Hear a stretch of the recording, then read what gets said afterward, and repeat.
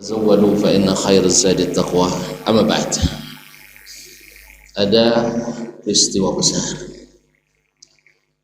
di bulan Sya'ban ini yang harus menarik perhatian kita supaya jangan sampai proses yang syarat-syaratnya lengkap ibarat buah sudah hampir matang, masak ditampuk, tapi tiba-tiba datang hama. Jadi memang harus diantisipasi dari semula. Walaupun sudah musim panen sudah dekat, belum berarti semuanya selamat. Apa itu? Nabi alaihissalam dalam hadis Abu Umamah radhiyallahu anhu, Nabi menjelaskan dengan sanad yang hasan, "Idza kanat lailatun nisfi min Sya'ban," apabila datang malam pertengahan bulan Sya'ban, ittala Allahu ala khalqihi, Allah memperhatikan semua makhluknya. Faghafara likulli ahad, lalu Allah memberikan ampunan bagi setiap orang, illa lirajulain, kecuali dua orang. Maksudnya dua jenis orang. Satu musyrik, orang musyrik, yaitu orang yang menyekutukan Allah. Baik dia memang musyrikun aslan, orang musyrik secara asal semula jadinya, artinya memang beragama syirik, atau amalan musyrik, amalannya kadang-kadang orang Islam juga tidak tahu tentang syirik, dia menyangka itu adalah amalan yang mendekatkan pada Allah, padahal itu adalah syirik kepada Allah Subhanahu wa ta'ala. Maka orang ini tidak mendapatkan ampunan, karena innallaha la yaghfiru ay yushraka bihi, Allah tak akan pernah mengampuni dosa syirik kepadanya kecuali yang bertobat daripadanya. Oleh sebab itu, ayo kita tinggalkan semua bentuk kesyirikan dan jalan-jalannya. Semua jalan yang dilarang oleh Nabi tinggalkan, karena memang dari situ banyak datang kesyirikan. Seperti mengutuskan orang-orang saleh berlebihan, sampai-sampai tidak percaya lagi berdoa kepada Allah secara langsung. Kadang-kadang berdoa pula kepada orang saleh tersebut. Dan inilah syirik pertama terjadi di permukaan bumi sebelum Nabi Nuh diutus oleh Allah Subhanahu wa ta'ala. Makanya di awal Islam Nabi melarang ziarah kubur. Tahu tak tuan-tuan kenapa? Kenapa? Karena anehnya kita kalau udah mati orang tuh langsung kita segan padanya.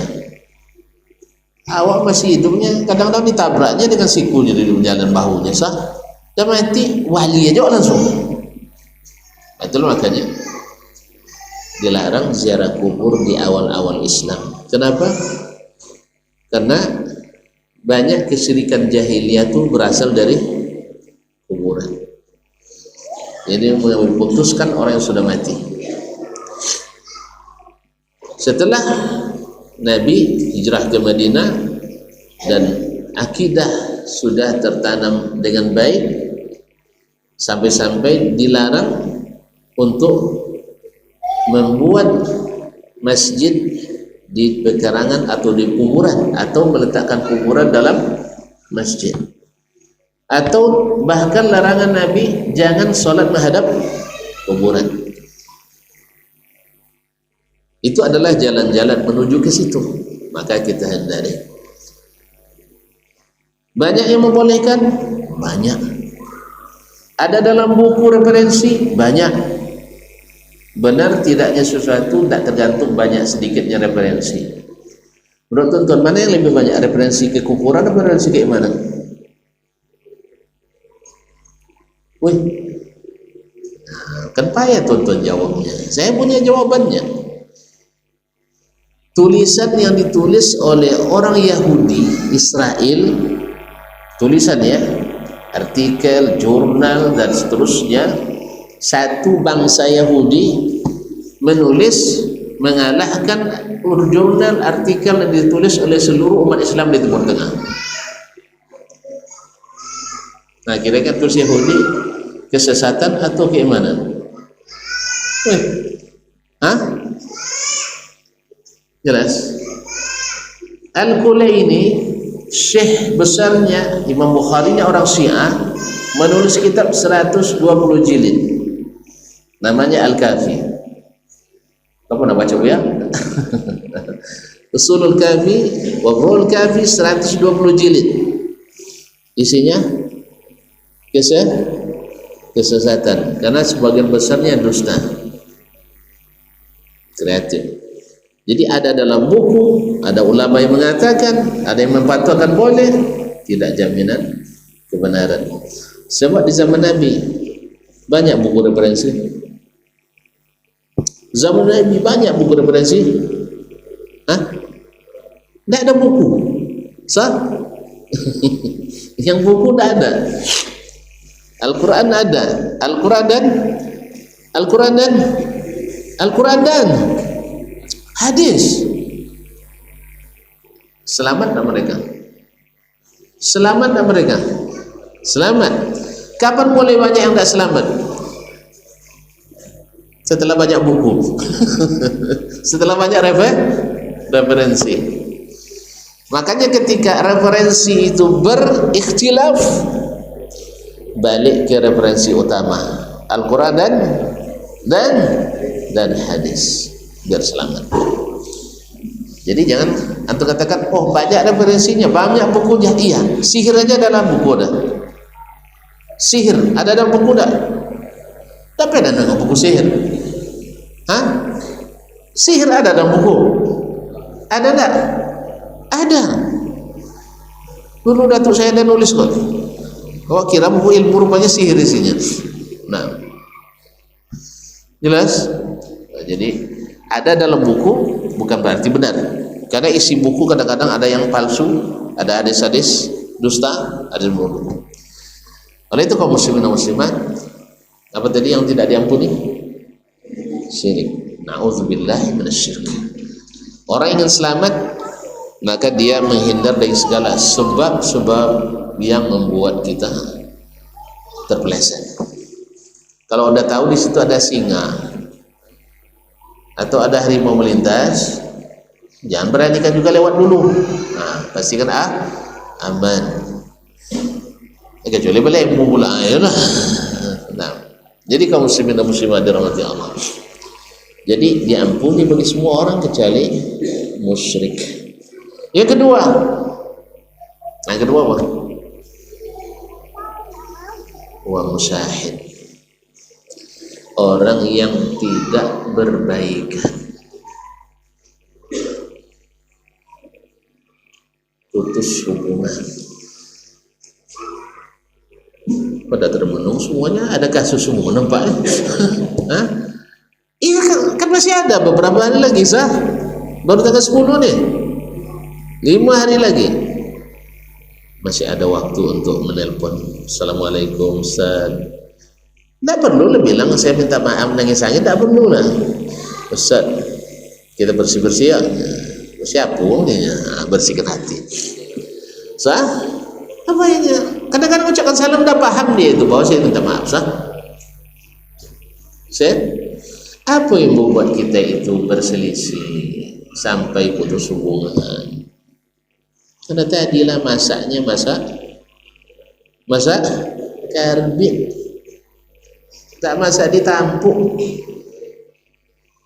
Tonton tahu enggak mana yang lebih perih yang dihadapi oleh Abu Bakar Siddiq ketika anak kesayangannya, suami istri dari orang yang paling disayangnya.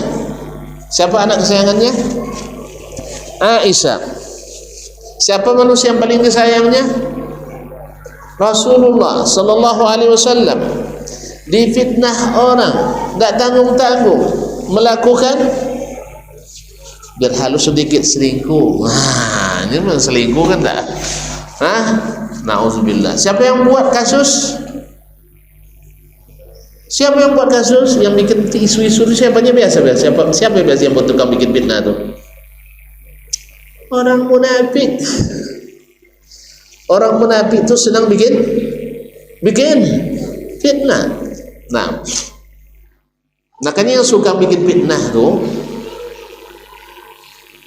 senang dengan orang non muslim, benci pada orang Islam. Kalau Natal dijaganya, kalau kajian dibubarkan. Sah? Iya. Jangan bilang iya dulu, nanti tersinggung orang, Pak. Sama-sama tahu aja lah. Demikian juga dulu Abdullah bin Ubay bin Salul, kalau lagi perang Nabi dengan orang kafir, woi, dia cuci tangan dengan berharap Nabi kalah, orang itu menang. Tapi pas Nabi menang, baru datang ke Nabi yang pertama pula minta maaf, membana. Jadi kalau ada orang-orang yang kayak gitu modelnya, ketika awalnya memprovokasi luar biasa vokalnya, setelah dimarahin lalu dia membana sendirian tanpa minta persetujuan yang lain, itu ciri-ciri orang pengecut dan biasanya kedekut dan penakut. Paham tak? Ketika awal-awal, ya, ayo kita keluar, pokoknya kita perjuangkan kebenaran, Allahu Akbar, ya kan? Nah, pas lagi tangkap, dia yang pertama nyerah. Sah? Dia yang pertama mengapa memfitnah kawan-kawannya. Saya dah ikut-ikut dopaknya. Dia orang-orang ini ngajak, pada dia yang provokasinya, provokatornya. Ini tanda orang munafik, berjanji ingkar, berkata bohong, suka memfitnah. Kalau bermusuhan berlebihan, bukan hanya sekedar bermusuhan tidak suka, tapi sampai ingin mencelakakan, sampai mengadu-ngadukan, memfitnah, membuat aduan-aduan yang tidak benar. Jelas? Sakit tidak Abu Bakar mendapat fitnah itu? Sakit tak? Sakit. Tentu pernah merasa? Kan belum kan? Ini tidak dites, lupa nulis gelar doktor aja dah marah tu. Ya, awak DR durian, LC lychee, MA mangga ya. Lupa orang bikin DR duriannya. Padahal durian ada mana-mana. Nah, dah mulai. Pokoknya saya tidak ngisi lagi kajian di sini. Tidak menghargai dokter ini, mak. Itu aja tersinggung. Atau macam-macam lah yang buat kita tersinggung. Ikhwan kaum muslimin yang dirahmati Allah, Abu Bakar sebagai manusia juga tersinggung karena salah satu dari orang yang setiap hari dia yang biaya makan dan minum keluarganya, buta lagi, kerabat Abu Bakar, Mistah, tahu kan? Ikut-ikut mulai terlibat memburuk-burukan Aisyah. Subhanallah, memang ujian ya. Orang munafik ini luar biasa ujiannya bagi orang beriman. Betul, banyak terpengaruh olehnya karena mereka pintar berretorika, pintar bicara. Makanya kalau ada orang sudah menyimpang-nyimpang dikit, memburuk-burukkan orang baik, cepat pergi. Begini, tahu tak tentang Ustaz Dasman? Ada, tinggalkan aja itu. Sudah lama tahu Ustaz Dasman ya. Sah? Nggak usah dengar lagi. Pasti fitnah. Sah? Pasti fitnah. Masyaallah. Akhirnya Abu Bakar bersumpah, demi Allah, Masya Allah, bersumpah apa? Saya tidak akan membelanjai kamu lagi. Nah, kira-kira gimana? Sah-sah saja kan? Sah tidak Abu Bakar marah-marah? Sah. Sedemikian berjasanya Abu Bakar, teman-teman tahu kalau memberikan tidak sedikit kan? Ya kan? Beri secukup, bukan secukupnya, cukup betul, bukan seikhlasnya, tapi ikhlas betul. Sah?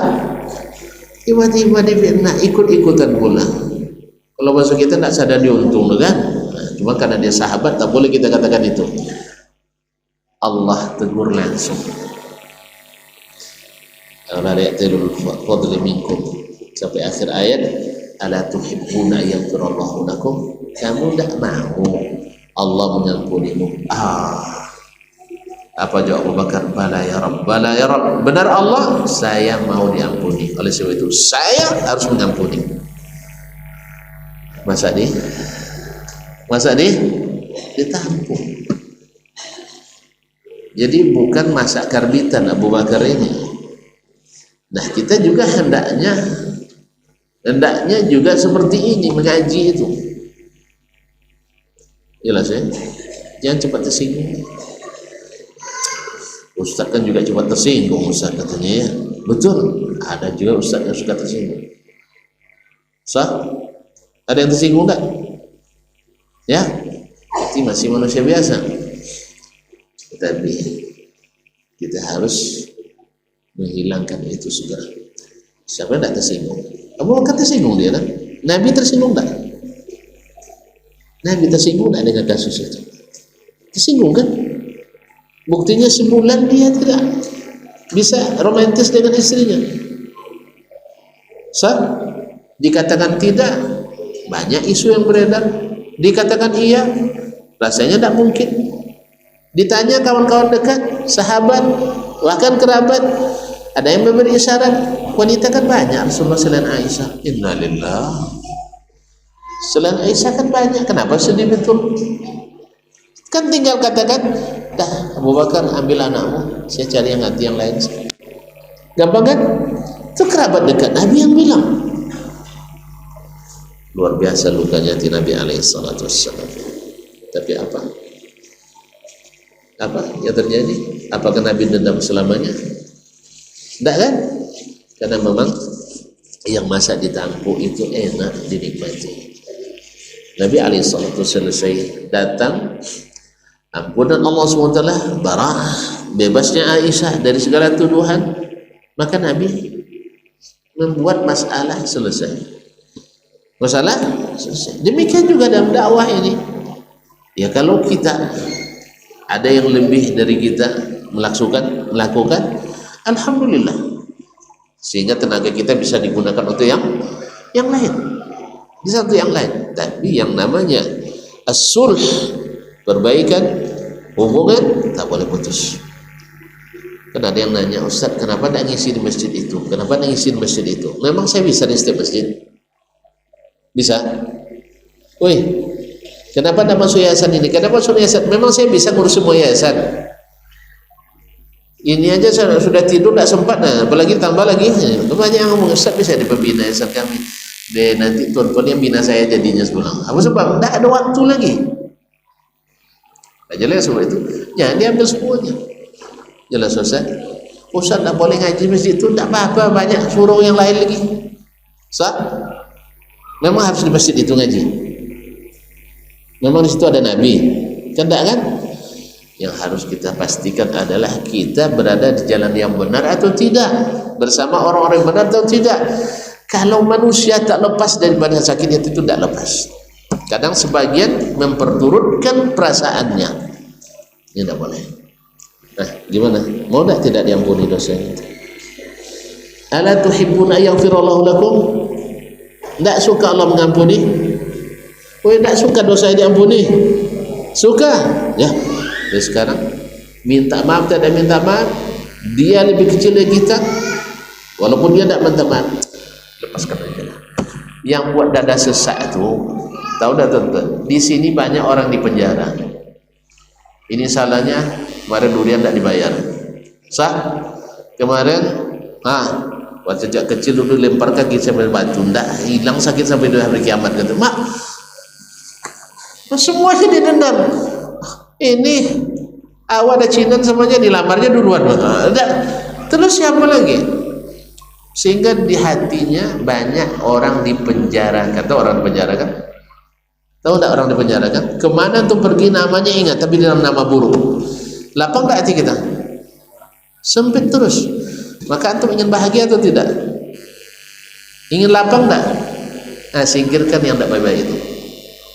Ya, lepaskan satu persatu. Dasman, engkau memang bersalah padaku, tapi sekarang aku lepaskan. Dah, saya tidak ingat lagi. Sah? Utsman, saya juga. Tuh, jelas? Tahu tak? Allah janji, faman afa wa aslaha fa ajruhu ala Allah. Siapa yang mau memaafkan dan mau menormalisasi hubungan, jelas? Maka pahalanya ditanggung Allah. Pahalanya ditanggung Allah Subhanahu wa taala. Jadi muslimin dan muslimat yang mati Allah, hadis ini dikuatkan oleh ketika para ulama, para malaikat ingin melaporkan amalan hamba pada laporan pegangan. Hadis Sahih Bukhari. Lalu malaikat katakan, tapi bainahu wa baina akhihi syahna. Tapi Allah, dia tidak baikan sama saudaranya. Apa kata Allah? Amhiluhuma hatta yastaliha. Jangan proses laporan amalnya sampai keduanya berbaikan. Berarti kalau tidak diproses, kalau tidak diproses, tidak cair. Jangan harap ada notifikasi. Paham tak? Tidak ada notifikasi, nyaman berarti. Tuan-tuan yang PNS setiap malam 30 malam tanggal 1 itu banyak yang qiyamul lail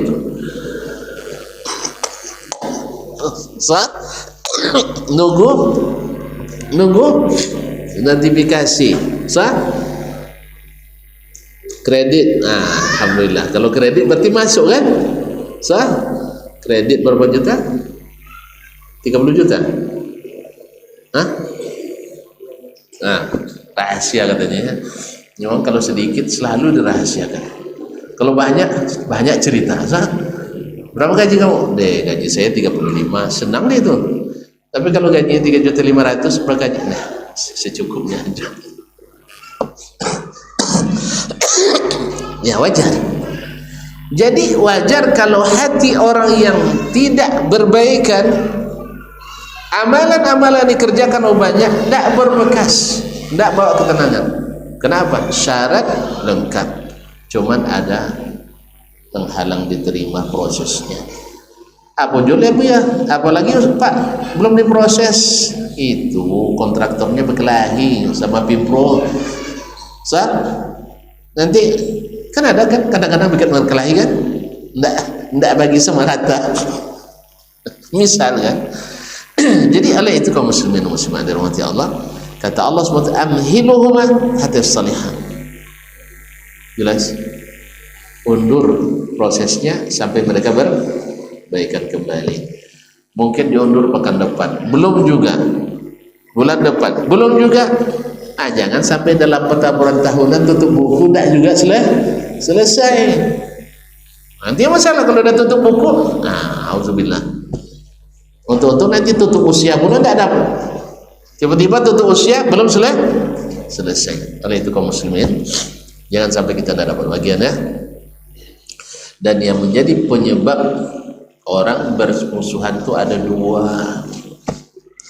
Satu, syahwat. Syahwat itu melahirkan maksiat. Ingin saya di atas terus. berarti saya harus menjatuhkan orang ini karena dia yang selalu membayangi saya. Kalau ada di hati antum nak menjatuhkan orang, berarti antum orang rendah. Karena orang di atas tidak menjatuhkan yang mana. Jadi kalau ada orang yang nak menjatuhkan antum, bersyukurlah antum sedang di posisi atas. Sadar gitu tuh. Kalau kita ada niat nak menjatuhkan orang, berarti kita sedang di bawah. Tapi kalau ada orang nak jatuhkan kita, bersyukurlah kita sedang di atas. Maka berpeganglah dengan kuat. Sah? Nah, tapi kalau bisa, ya kalau memang dia ada baiknya, pegang tangannya, tarik ke atas. Mau lagi ke atas, tapi pegangan yang kuat ya. Kalau jatuh saya tidak tanggung, sah? Karena ada orang sebenarnya tidak patut tinggal di atas, tapi paksakan naik ke atas. Tiba-tiba, jatuh tapai, tidak bisa diselamatkan. Belum waktunya naik, tapi dinaik paksa. Paham ya? Akhirnya hanya beberapa bulan kadang-kadang habis masa di plaza. Allah Maha tahu tentang hamba-hambanya. Makanya kalau nak berbuat buruk jangan berlebihan, jangan diumumkan. Berbuat baik aja bagusnya jangan diumumkan dulu kan? Apalagi nak berbuat buruk. Allah, antum bikin makar, Allah membalas makar. Makanya jadilah orang yang selalu berniat baik. Kata Imam Ahmad, innaka la tazalu fi khairin ma nawaita khairan. Engkau selalu dalam kebaikan selama berniat baik. Tapi difitnah juga orang kita buat buruk. Itulah ujian kita. Orang yang bersih seperti Nabi aja tidak luput dari fitnah. Tapi kalau seandainya kita yang tukang bikin fitnah, hati-hati. Itu yang pertama. Jadi syahwat ini melahirkan iri, ujub, dengki, hasad, riba, dan banyak lagi yang memakan amal kita, yang menghalangi proses amal kita. Yang kedua adalah syubhat. Syubhat melahirkan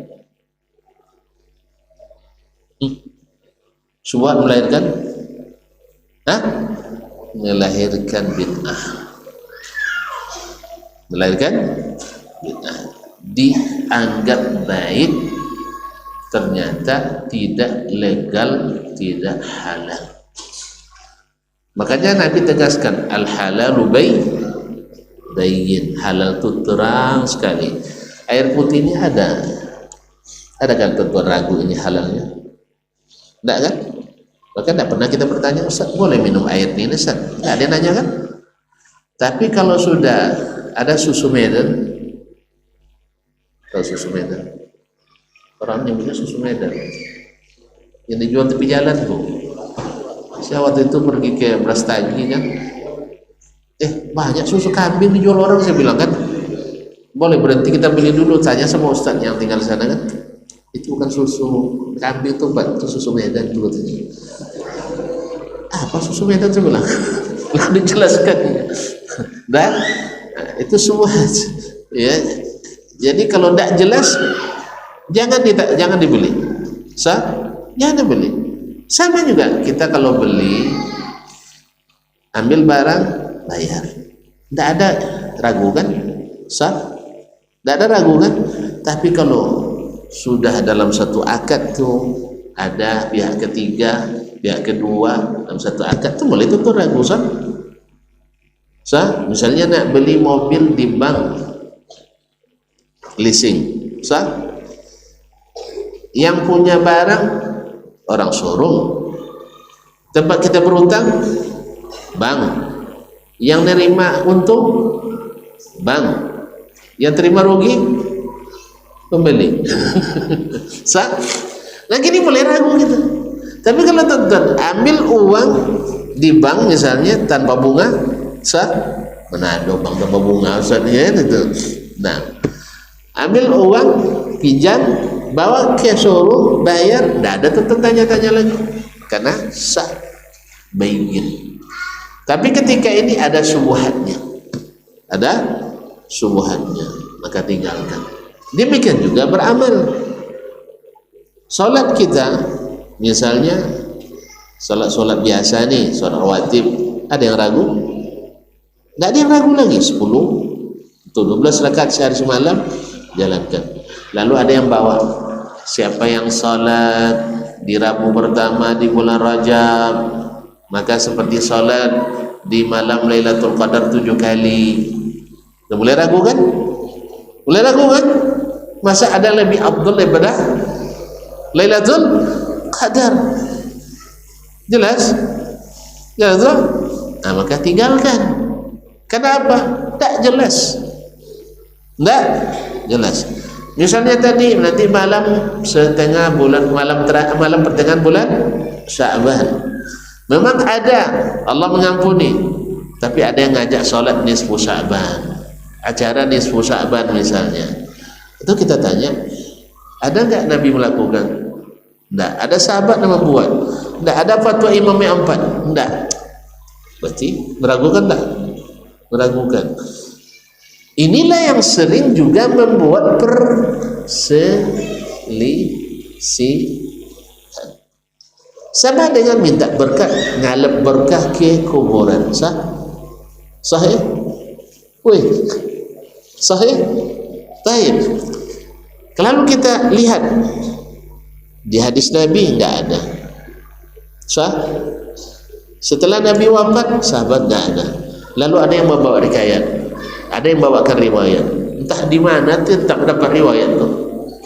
Di buku hadis-hadis yang jelas enggak ada. Keserondok. Nah, dapat dalam buku sejarah. Masa hadis sepenting itu luput dari imam-imam hadis, masuk dalam kitab sejarah, bikin ragu enggak? Woi. Nah, kalau sempat orang penyakitnya sudah stadium lanjut, tidak ada dokter, semua tidak bisa nyembuhkan, tiba-tiba tukang kayu, ragu tidak tuntut?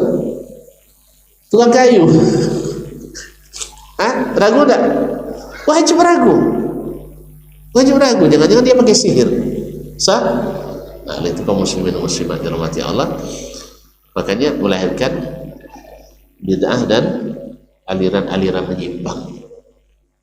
Ini juga membuat kita berselisih, hindarkan. Makanya Mujahid, murid Ibnu Abbas mengatakan, illa musyahin, kecuali orang yang membuat permusuhan, dia tafsirkan dengan ahli bidah, ahli bid'ah. Oleh sebab itu, tinggalkan semua syahwat yang tidak halal dan tinggalkan semua syubhat yang kayaknya tidak ada yang halal. Kalau syubhat tidak ada yang halal, kalau syahwat dan lupa nih, yang syahwat ada yang halal atau tidak? Ada. Kalau syubhat, ya Allah ya Rabbi, itu syahwat sudah tadi sebenarnya, tapi belum juga rupanya. Syahwat ada yang halal? Ada dalilnya mengatakan syahwat itu ada halal? Apa dalilnya? Nabi ditanya oleh sahabat, ayati ahaduna syahwatahu walau hajrun? Ya Rasulullah, seseorang melepaskan syahwatnya dapat pahala? Dan Nabi, iya. Menurutmu kalau dia bikin dosa, bikin kepada yang haram, berdosa enggak? Berdosa. Kalau dia bikin pada yang halal, berpahala. Kalau syubhat, ada yang halal? Enggak ada. Oleh sebab itu, tinggalkan semua syubhat. Pahamnya dah. Itu kalau suami bid'ah marah-marah pula tuan-tuan, itu masalahnya. Kan bahasa Nabi itu. Bahasa Nabi kan, tinggalkan semua syubhat. Karena syubhat itu kata Nabi, man waqa'a fi syubhat waqa'a fil haram. Siapa yang masuk pada syubhat, masuk pada yang haram. Tapi kalau syahwat enggak. Syahwat ada yang halal, ada yang haram. Berarti syahwat yang dihilangkan yang haram. Apa contohnya? Rumput tetangga lebih hijau. Paham rumputnya. Nah, itu kan haram tuh, tinggalkan itu. Jelas? Riba, mak cepat kaya itu kan rupanya main judi online. Nah, syahwat kan? Itu syahwat yang haram. Baik, dari jabaran di atas, apa kesimpulannya? Nggak ada kesimpulan, nggak bisa pulang lah. Nah, pertama kayaknya kita memang harus bersih-bersih. Walaupun masa bertanam udah lewat ya, tidak apa-apa, kita sisip di bulan Syaban ini. Bersihkan apa? Lahan. Lahan apa? Lahan amal. Amal kita lahannya di mana? Kan di hati kan? Makanya diampuni semuanya, satu tidak syirik. Syirik kan di sini. Lawannya tauhid. Sah? Kemudian tidak berbaikan. Yang bikin masalah itu juga di sini, sah? Kalau hati tak beres, tidak mungkin berbaikan. Ayo bersih-bersih ya. Bersihkan diri daripada syirik, bersihkan hati dari syahwat yang tidak halal. Ustaz, siapnya? Ya. Pokoknya walaupun tidak sempat ketemu tidak ada masalah, tapi ya Allah, saya halalkan semua kesalahan orang-orang ini padaku. Itu mereka, itu urusan mereka. Yang penting kita. Tapi kalau semuanya sedang berazam seperti itu, halal semuanya, sah. Makanya Imam Ahmad rahimahullah diazab oleh 4 khalifah gara-gara orang memfitnahnya. Setelah beliau diangkat dan dekat dengan khalifah, orang pada mengadu kepadanya, ya imam, sekarang giliran kita untuk masukkan mereka ke penjara. Ahlussunnah. Kalau sempat Imam Ahmad hadir ini disebut wah, nah, tapi Imam Ahmad dia bilang dah, amma fi ma baini wa bainahum faqad ahlaltuhum. Dosa mereka padaku aku sudah halalkan. Tergantung lagi urusan mereka dengan Allah, itu bukan hak saya. Padahal Nabi Imam Ahmad disiksa. Demikian juga Ibnu Taimiyah rahimahullah. Demikian juga Muhammad bin Abdul Wahhab yang difitnah itu. Jelas ya. Demikian juga hendaknya kita. Biar aja orang fitnah kita, enggak apa-apa. Tapi kita tidak boleh membalas. Ya Allah, saya halalkan mereka. Siap? Ya, dan saya tinggalkan semua yang mengarah kepada syirik kepada. Kalau sudah demikian, pasti hati kita lapang kepada orang Islam. Sah? Siapapun bertemu, tidak ada masalah kita. Pendosa pun bertemu sama kita, kita tak punya beban. Ahli bid'ah pun bertemu sama kita, kita tak terbebani. Sah? Tapi yang ada adalah mencintai kebaikan. Semoga yang berdosa ini yang kalau dekat dengan kita masuk nasihat kita kepadanya. Semoga pensuka bid'ah ini dekat dengan kita, mudah-mudahan berubah menjadi mencintai sunnah Nabi alaihi salatu wassalam. Jadi bukan kebencian yang menonjol, tapi adalah rasa cinta yang dengannya mudah-mudahan dakwah disenangi. Kemudian kebiasakan diri sabar, karena puasa itu intinya sabar tadilah. Makanya puasa itu pahalanya tidak terhingga. Yang ketiga, suka memaafkan ya. Karena doa terhebat di bulan Ramadan itu adalah minta maaf. Kan intinya diampuni dosa yang telah lalu. Kalau ingin diampuni, rajin mengampuni. Nah, ada amalan-amalan yang paling diandalkan: puasa, salat, dan infak. Khususnya di Syaban ini. Ini orang banyak fokus infak di bulan Ramadan. Padahal mereka nak siapkan dari sekarang. Orang-orang miskin itu. Maka tidak ada salahnya tuan-tuan sekarang berikan infak di bulan Syaban ini. Nak ngantar sembako atau nak buatkan baju untuk anak-anak orang miskin dan anak-anak yatim. Sekarang, besok tidak bisa dijahit lagi. Sah? Besok tidak bisa beli lagi. Daripada mereka belanja di malam-malam tarawih. Sah?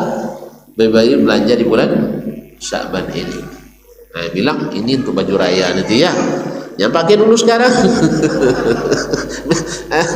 Atau kalau takut dipakai, bawa dia ke tukang jahit, selesaikan nanti serahkan menjelang hari raya gitu. Mana tahu kan? Nah, jadi demikian juga makanan kita antarkan supaya dinikmati di bulan Ramadan. Dah, saya kira cukuplah dulu ya. Jelas supaya kita semuanya masak di tampuk, enak dinikmati, bukan masakan karbit susah untuk dinikmati. Semoga semuanya di bulan puasa ini penuh dengan semangat, penuh dengan motivasi, penuh dengan kemuliaan, penuh dengan keinginan berbuat baik, dan semoga mendapatkan apa yang dijanjikan Allah Subhanahu wa taala. Mohon maaf, terima kasih. Saya kira tidak perlu ada tanya jawab ya. Sah? Nanti tambah panjang. Takut tonton lambat pulang. Nanti saya minta tidur di sini pula. Jadi kita tutup aja lah dulu ya. Wabillahi taufiq wal hidayah. Wallahu taala alam wa sallallahu ala nabiyyina Muhammad wasallam. Wassalamualaikum warahmatullahi wabarakatuh.